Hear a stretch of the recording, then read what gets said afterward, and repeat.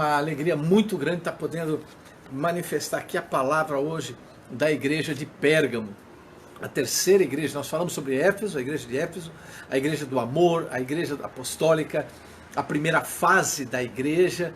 Depois falamos sobre a igreja de Esmirna, que é uma igreja sofredora, perseguida. A primeira época aí, até mais ou menos anos 100 depois de Cristo, a segunda já não, já foi até 300, daquela perseguição grandiosa feita por Roma, matando todos os cristãos, tirando dos cristãos as suas posses, queimando suas casas, queimando suas vilas, queimando as pessoas vivas, enterrando, só dobrando a cabeça para os leões comerem. Era um caos, uma perseguição muito forte que foi sobre a igreja de Esmirna e que começou sobre a igreja de Pérgamo também.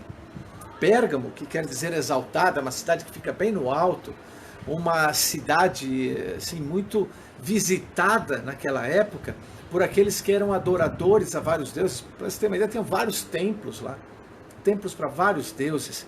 E aí o que acontece? Naquela cidade, onde está ali o trono de Satanás, o trono da idolatria, a ponta principal da idolatria ali no reino, no Império Romano, ali Deus manda uma palavra para o anjo da igreja. O Senhor manda uma palavra para o anjo de Pérgamo. O próprio Senhor Jesus Cristo anuncia para João: você vai levar essa palavra para o meu anjo lá de Pérgamo. E aí o que acontece? Nós vamos ver agora que essa igreja de Pérgamo, tanto é a igreja daquela época, uma igreja local, uma igreja que estava passando por esses problemas, como era para uma igreja que era um pouco mais à frente, depois da perseguição dos cristãos. Você vai entender que essas igrejas, onde Jesus Cristo manda a palavra, elas representam cada fase da igreja em toda a história. A igreja dos apóstolos, a igreja da perseguição, a igreja que começa a misturar com o Estado, a igreja depois da Inquisição, a igreja que entra no protestantismo, a igreja que se aviva e a igreja que fica morna. Todas essas fases da igreja a gente vai ver nestas cartas. Estamos na terceira, que é Pérgamo. E o quarto ponto que a gente vê também é como essas igrejas estão vivas ainda hoje, dentro do nosso meio. Nós temos igrejas hoje que vivem a perseguição em alguns lugares. Nós temos igrejas hoje que vivem o amor cristão do começo. Nós temos igrejas hoje que vivem o poder da política. Nós temos igrejas hoje mornas e temos igrejas hoje avivadas. Então tudo isso que já aconteceu durante todas essas eras e que vai acontecer durante todas essas eras são citadas aqui nessas 7 igrejas. Então vamos ver hoje Pérgamo. O que tem a falar daquela época, que tem a falar da igreja daquela época também, lá atrás, né, depois da época de João, o que tem ela a ver com a nossa época hoje e o que ela tem a ver com você e comigo. É por aí que nós vamos na igreja de Pérgamo. Eu vou começar não com o versículo 12, que é o principal, que é o inicial. Eu vou começar com o segundo, que diz assim, ó: sei onde você vive, onde está o trono de Satanás. Trono de Satanás, só ali tinham 4 templos para adorar 5 deuses. Olha só, 4 templos para adorar 5 deuses. Dos principais, tinham várias outras adorações, mas os principais. Era ali uma para Atena, a deusa da guerra, outra para Dionísio, que era o deus da fecundidade, da fertilidade, onde tinha, além da fertilidade humana, a fertilidade da terra. Depois tinha lá o templo de Asclépio, olha só, Asclépio, que era, lembra, você sabe aquele símbolo da medicina, que tem uma cobra num bastão? Aquele bastão é de Asclépio, o bastão de Asclépio, onde a cobra que entrou ali ficou dura, endureceu e virou aquele símbolo da medicina até hoje. Começou lá, com esse deus Asclépio, que começou tudo isso. E a cobra com uma função de que tem o veneno e tem o antídoto, né, do bem e do mal. Então tem todo esse aspecto. Era o deus da saúde, o deus da medicina. Era o primeiro spa que tinha, era lá em Pérgamo, né, que hoje é Bérgamo, na Turquia, mas era a cidade de Pérgamo. E o grande templo, o templo de Zeus. Um templo onde também se adorava, adivinha quem? O imperador. Até o imperador era adorado. Era idolatria para todos os lados. Eu não sei se você já percebeu, olha que coisa interessante. Olha que coisa interessante. Nós estamos falando aqui nos livros de Ezequiel, no livro de Jeremias, a gente vai lendo no livro de Reis, que toda vez que Deus tem um juízo sobre a terra, um juízo para ministrar o seu poder, para ministrar a sua glória, quando ele mostra lá, olha, o povo está pecando, o povo está errando, não está se arrependendo, porque pecar, eles sabem que vão pecar, mas pecar e aceitar o pecado e não se arrepender, e curtir o pecado, e gostar do pecado, e adorar o pecado, e nem tá aí com o pecado, você tem um juízo de Deus. Aonde é que o juízo de Deus vinha? Vocês que estão acompanhando sabem. Ele vinha em 3 aspectos muito fortes. Quais eram esses 3 aspectos? Fortes aspectos do juízo de Deus? Ele traria, o que traria sobre o povo? Guerra, fome e peste. Guerra, fome e peste. E para isso sempre acontecia. Sempre acontecia. O Deus dos deuses sempre vinha com esse juízo. E para tentar aplacar essa ira de Deus, o que eles faziam ali? O que eles tinham? Tinham um Deus para a guerra, tinha um Deus para o alimento, fome, né? Da mesma forma, e tinha também um Deus para a medicina, para a peste. Ou seja, a guerra, a fome e a peste. E para cada um deles tinha o quê? Tinha um Deus para proteger. Então, olha como é a essência de tudo, rodando, né, em torno disso. Ou seja, o juízo de Deus, muitas vezes, tentando ser aplacado por outros subterfúgios, por outras saídas. Bem, Deus está dando um castigo, Deus está dando um poder, está dando uma direção muito forte, e do outro lado, alguém querendo amenizar. Não, não é bem assim. Nós temos outros deuses que vai tentar amenizar isso. Olha, eu quero dizer para você, quando Deus tem algo para fazer, não tem quem segura, não tem quem consiga barrar. Se Deus vai abençoar, Ele abençoa. Não tem quem tire tua bênção. Mas se Ele vai trazer juízo, também só a misericórdia dele pode barrar. E era esse o cenário que eu queria que você tentasse imaginar. Tenta imaginar um cenário assim: ídolos para tudo quanto é lado, deuses para tudo quanto é lado, perseguição atroz sobre o povo de Deus, perseguição em cima do povo de Deus de uma forma assim que eles não estão aguentando mais. E aí o que acontece? O povo de Deus diminui a sua força da fé, o povo de Deus relaxa, o povo de Deus esmorece, o povo de Deus nega a sua fé. Pelo contrário, o povo de Deus fica mais forte ainda.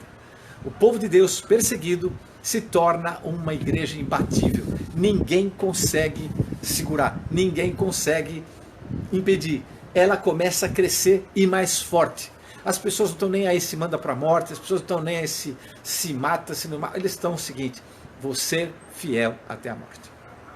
Bem, nesse tempo todo onde estava a idolatria pegando pesado, o que acontece?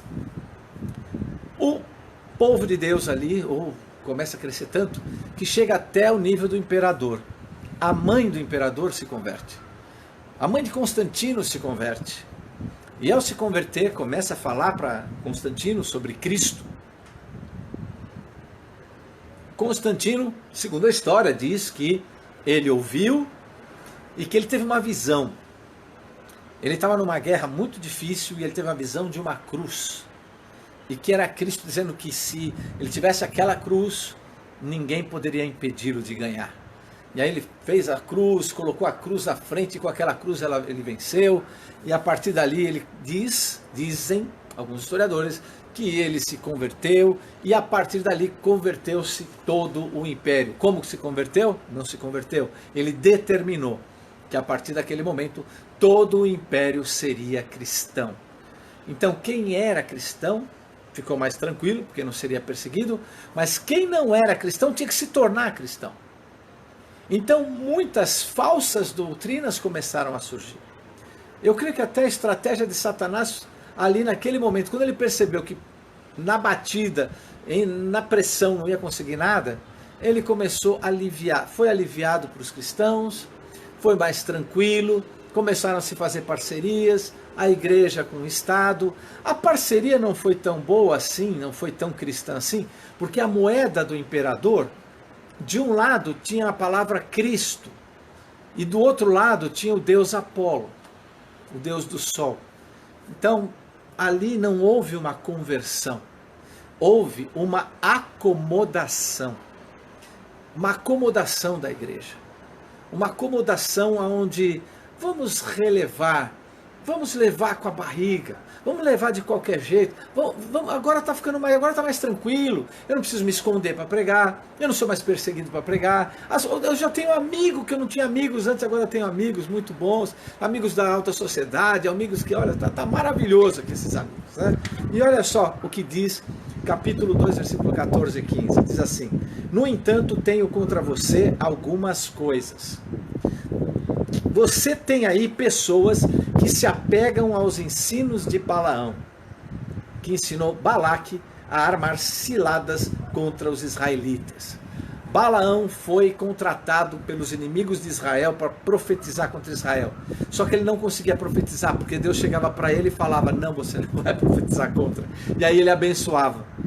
Então, como não tinha saída, não tinha como vencer Israel por esse jeito, amaldiçoando, Balaão teve uma ideia, maligna, mas teve uma ideia. Ele pensou assim: se o povo de Israel adorar outros deuses, se contaminar com outros deuses e fizer os pactos pagãos dos outros deuses, eles vão perder as batalhas. Então não adianta bater de frente com eles. Vamos tentar fazê-los cair, errar nos mandamentos de Deus, porque quando eles erram, Deus se afasta deles, aí eles perdem. Olha a estratégia de Balaão, essa é a estratégia. Essa é a estratégia. Aqui Cristo está dizendo que essa estratégia estava acontecendo aqui na igreja de Pérgamo. Ou seja, e tem mais aqui, e induzindo a comer alimentos sacrificados a ídolos e a praticar imoralidade sexual. Por quê? Porque para fazer a honraria ao Deus da fertilidade, para que houvesse mantimento, para que não faltasse as coisas, havia também dentro desses cultos pagãos a prostituição. Havia lá sexo à vontade, havia lá os prazeres da carne à vontade. Então muitos começaram a não custa nada. E quando diz aqui, de igual modo também os que se apegam aos ensinos dos nicolaítas, os nicolaítas acreditavam o seguinte: você faz, o que você faz no corpo não interfere no espírito. Então se você pecar, se você fizer qualquer coisa contra o corpo, mas você manter o seu padrão espiritual, está tudo bem. Cristo foi contra isso veementemente. Porque essa era uma estratégia de Satanás para fazer quebrar a força da igreja. Para fazer quebrar o poder da igreja. Olha o que começou a acontecer. Os templos que antes eram pagãos, tornando-se igreja. Estátuas de santos, estátuas de homens, estátuas que estavam ali burlando ser de santos, mas estavam idolatrando outros deuses, começaram a entrar dentro da igreja. A palavra de Deus começou a ser substituída por dogmas romanos. Era a palavra dos romanos, os decretos dos romanos, que davam o parecer do que era certo e do que era errado. Não era mais a palavra de Deus. Eram os dogmas decretados pelo Império Romano que davam o direcionamento para a igreja. Vocês estão vendo a mudança que começou a ter? Deuses sendo cultuados de uma forma, sabe, subliminar dentro das igrejas. Cultos pagãos introduzindo-se dentro das igrejas. E Cristo diz: tenho contra vocês que vocês estão mudando a glória de Deus. Vocês estão adorando, vocês estão fazendo aí obras que não eram para ser feitas. E aí começa um grande poder, o poder muito grande da idolatria entrando dentro das igrejas e o mal perpetuando dentro das igrejas. Agora, eu pergunto a você, será que isso acontece hoje em dia também? Será que hoje em dia não está tendo uma certa acomodação às coisas do mundo? Vamos levar de qualquer jeito? Vamos levar sem sentir o mal, sem sentir que é errado, nem tudo é tão errado assim. Releva um pouco, Mauro. Releva um pouco, é muito certinho. As coisas não eram como eram antes. As coisas não são como eram antes. Tem que levar com jeito, tem que levar de qualquer forma. Será que não está tentando muitas vezes segurar o poder do Espírito Santo dentro das igrejas? Através da convivência pacífica com o pecado? Aceitando de que está tudo normal, deixa como está. E aí é que eu venho com o capítulo 2, versículo 12, que diz assim: ao anjo da igreja em Pérgamo, escreva: estas são as palavras daquele que tem a espada afiada de 2 gumes. E agora o negócio pega. E agora fica pesado. Porque Deus coloca que a espada dele, a espada vai cortar. A espada vai dividir o que é alma, o que é espírito, o que é prazer e o que é certo fazer, o que é de Deus e o que não é de Deus. A gente vai lá também em Efésios 6,17, usem o capacete da salvação e a espada do Espírito, que é a palavra de Deus. O antídoto para tudo isso que estava acontecendo em Pérgamo é a palavra de Deus. Não é a palavra dos romanos, não é a palavra de todos que estão falando, não é a palavra da comodidade e da acomodação, é a palavra de Deus. Pois a palavra de Deus em Hebreus 4,12 diz: a palavra de Deus é viva e eficaz e mais afiada que qualquer espada de 2 gumes. Ela penetra ao ponto de dividir a alma e o espírito, as juntas e as medulas, e julga os pensamentos, as intenções do coração. Deus está interessado na intenção do coração da igreja.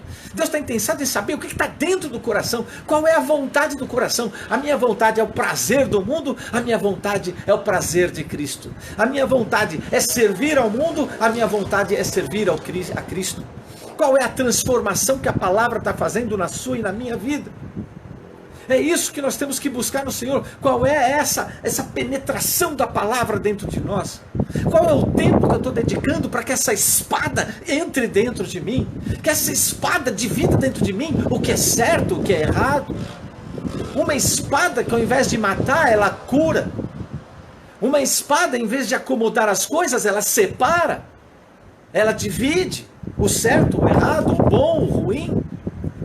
Qual é o tempo que eu estou dedicando para essa espada? E em capítulo 2, versículo 16, portanto arrependa-se, senão virei em breve até você e lutarei contra eles com a espada da minha boca. A espada de Cristo, a palavra de Deus, é ela a única capaz de curar, é a única capaz de tirar daquela morbidão, daquela acomodação, daquilo levar e vamos levar de qualquer jeito. A palavra de Deus, ela divide, ela transforma, ela fortalece, ela vivifica, ela renova, ela levanta o espírito, ela levanta o abatido, ela salva o perdido, ela cura aquele que está ferido, ela perdoa o pecador, ela resgata. É essa a palavra de Deus. Não me venha com outras coisas. Pode falar o que for, gente. Me desculpa, pode falar o que for. Fora da palavra não vem de Deus. Quantos cultos sendo feitos aí por homens. Quantas coisas sendo feitas aí só para fazer festa. E se Deus mandou falar, eu vou falar aqui para você. Abre teu olho. Por que você está indo buscar a palavra de Deus? É sincero? É verdadeiro? Ou está fazendo mais um clubezinho do que tinha na época de Pérgamo? Que eram os clubes que tinham lá. Os spas que tinham lá. Vamos lá fazer festa. Vamos lá fazer festa. Depois a gente prega a palavra. É a palavra que cura, é a palavra que liberta, é a palavra que vivifica, é a palavra que salva, é a palavra que converte, é a palavra que faz arrepender, é a palavra que perdoa, é a palavra que cura, salva, santifica, separa, reaviva. É a palavra de Deus.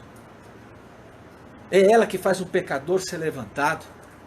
Conta a história que Eusébio escreveu sobre João, da ilha de Patmos. Depois, quando ele saiu, ele deixou para um pastor, para um bispo, né? Naquela época era bispo, deixou para um bispo cuidar de um jovem. Apresentou aquele jovem para o bispo e disse: olha, cuida dele. E depois o transformou em presbítero. Olha só, ele era jovem ainda.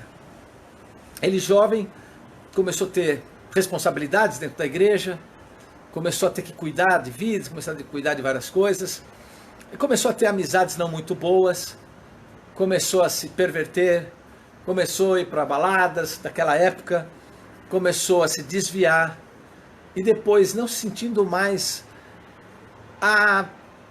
sentindo a vergonha de ter se desviado do caminho, ele não quis mais saber de Deus e entrou para uma vida de crime, sendo como o líder de uma das principais turmas ou trupes ou gangues da época, que eram gangues de ladrões. E quando João ficou sabendo, ele ficou tão entristecido, que dizem os historiadores que ele rasgou as suas vestes de tristeza. Por que perdeu aquele jovem? Por que perdeu aquele jovem? Mas ele chorava porque tinha perdido aquele jovem. Ele me arranja um cavalo agora. Ele pegou um cavalo e foi para a região onde aquele jovem estava. Imediatamente de lá ele entrou num lugar muito perigoso e foi capturado. E aí ele pediu, me levem para o chefe de vocês. E quando João foi conduzido e foi levado para esse jovem, o jovem, quando o avistou, largou a espada e saiu correndo de vergonha. E João, nos seus quase 90 anos, vai saber quantos anos estava ali, ele chegou, saiu correndo atrás desse jovem, foi correndo atrás dele, e gritava o seu nome: filho, ainda tem perdão para você, ainda tem perdão para você, para! E o jovem parou e ele disse: olha, se for necessário eu entrego a minha vida para salvar a tua.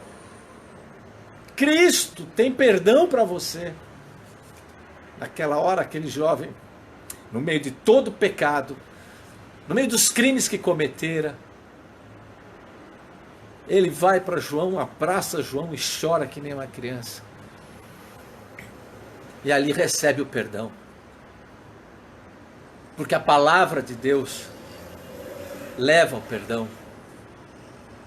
E ali houve uma inteireza total de João a buscar essa ovelha que estava perdida. E resgatou. Porque a palavra dá essa condição de salvação. Dá essa condição de perdão. É a única que restaura e que tira o pecador do chão. E é isso que essa palavra está dizendo para você e para mim. Aonde você estiver, na situação que você estiver, na tristeza, no caos, no pecado, aonde for, Deus tem uma palavra para você hoje. Eu quero te resgatar. Eu quero separar dentro de você o que é bom, o que é ruim. Eu quero resgatar você de novo, eu quero resgatar a tua alegria, eu quero resgatar a tua fé, eu quero resgatar o poder da palavra na tua boca, eu quero resgatar você, meu filho. Eu quero te resgatar dessa tristeza. Eu quero resgatar você dessa acomodação, dessa aceitação de tudo, que está tudo indo bem. Eu quero fazer com que haja o fogo do Espírito Santo dentro de você, para você se renovar, para você se fortalecer. Eu vou ler aqui o finalzinho, no texto do próprio Eusébio, que diz assim: João, comprometendo-se, assegurando-lhe sobre juramento que ele iria encontrar o perdão do Salvador, ajoelhou-se diante dele, beijou-lhe a mão direita, como se agora purificada pelo arrependimento, e o levou de volta para a igreja.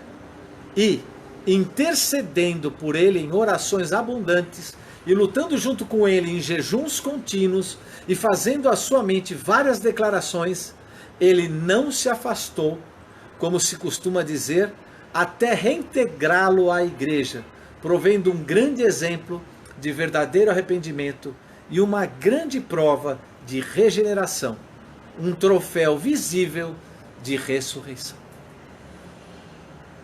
É isso que o Senhor faz. E para terminar, no último capítulo, aqui no versículo 17, que diz assim: aquele que tem ouvidos, ouça o que o Espírito diz à igreja. Ao vencedor darei o maná escondido, e também lhe darei uma pedra branca, com um novo nome nela inscrito, conhecido apenas por aquele que o recebe. Essa pedra branca, existem tem algumas interpretações. Que o juiz naquela época, quando ele ia dar um veredito de culpado ou inocente, tinha uma pedra branca e uma pedra preta, e quando ele levantava a pedra branca, era inocência. Outros diziam que era o nome de uma criança quando nascia, se gravava naquela pedra. E outros ainda, de que quando alguém ia visitar uma família, ou seja, eu recebia uma família na minha casa, e ao chefe daquela família eu dava uma pedra, eu quebrava uma pedra, ela ficava exatamente quebrada, as duas partes se uniam direitinho, e aí a pessoa ia embora. Em qualquer momento da vida, se alguém estivesse passando por lá e precisasse de ajuda e tivesse essa pedra, juntava com a minha, ele poderia ser recebido. Eu não sei qual é a verdadeira versão, qual é a verdadeira colocação aqui, mas eu posso entender uma coisa, que não importa o tamanho do seu problema, não importa o tamanho do seu pecado, não importa o tamanho da tristeza e dor que você passou ou está passando, o Senhor tem o seu nome escolhido e uma pedra branca de inocência está sobre ti pelo sangue de Jesus Cristo. Retorna ao Senhor, volta ao Senhor, volta à alegria do Espírito, volta a louvá-lo com alegria, volta a sentir aquele prazer, volta a pular e cantar em línguas, e falar em línguas, e profetizar, e dançar no Espírito, louva novamente ao Senhor, busca na essência. Mas Mauro, eu estou sofrendo, eu estou com doença, eu estou com tristeza. Então você dobra o teu clamor, dobra o teu joelho, se prostra com a cara no chão e grita ao Senhor: Senhor, me cura, e o Senhor vai te curar pela palavra. Senhor, me liberta, e o Senhor vai te libertar pela palavra. Mas não acomoda o teu coração com a enfermidade, não acomoda a situação da necessidade, não acomoda as guerras espirituais, não acomoda, luta, briga, batalha, é a espada que é a palavra de Deus, a espada que corta, a espada que liberta. Dê mais tempo à palavra, ore mais na palavra, leia mais a palavra, busque mais a palavra, se dedique mais à palavra. Para de chorar, para de resmungar, para de ficar com carinha de triste por aí e dobra teu joelho na palavra. E fala: Deus, fala comigo, seja meu tutor, seja meu mentor, seja o meu instrutor, seja meu professor. Fala comigo, ó Deus. Me restaura, Deus, me fortalece, mas busca na palavra. Busca o que é que a palavra tem a te dizer. Senhor, fala comigo. Senhor, mexe comigo. Está aqui, ó, o remédio. É a palavra de Deus. Quem diz isso é aquele que tem a boca, da sua boca sai uma espada. E essa espada divide o espírito, a alma, e vai mostrar para você por onde você deve caminhar. Não aceite, não se acomode ao mundo, não se acomode ao pecado, não se acomode. Lute a cada dia, lute a cada dia, batalhe a cada dia, e o Espírito Santo de Deus vai te renovar, vai te fortalecer, vai fazer de você uma pessoa restaurada, renovada, fortalecida, vivificada, que fala em línguas, que canta no Espírito, que louva ao Senhor, que adora, que profetiza, que ora e cura. Os enfermos são curados, as portas são abertas, o poder de Deus é derramado. Para de abaixar a cabeça, para de olhar para trás, olha para cima, olha para Cristo, é o Senhor, o dono da palavra. Busque mais a palavra, estude a palavra, entenda a palavra, compreenda o que é a palavra. Não brinque com a palavra, não fique fazendo sorte com a palavra, vou abrir aqui e ver o que Deus fala. Tem gente que só faz isso. Qual a sua experiência com a palavra? Eu fico abrindo assim. Fico abrindo a palavra. Estude a palavra. Entenda o que Deus quer com a tua vida. Entenda o que Deus quer com o teu ministério. Entenda o que Deus quer com toda a situação que você está passando. Entenda o que Deus quer com o exemplo de vida que você tem. Entenda o que Deus quer na sua vida. É essa a mensagem que está em Apocalipse sobre a igreja de Pérgamo. Que o Senhor possa ter falado contigo e possa ter renovado a tua vida, como a minha foi renovada. E se você quiser entregar sua vida a Jesus dessa forma maravilhosa, diga assim para Ele: Senhor, eu me coloco nas tuas mãos. Senhor, eu me arrependo dos meus pecados. Senhor, eu sinto agora a unção do Teu Espírito tocando o meu ser, porque eu ouvi a Tua palavra, eu criei na Tua palavra e agora o Senhor está me renovando, me restaurando, me fortalecendo. Obrigado, Senhor, porque está tendo uma transformação no meu coração agora.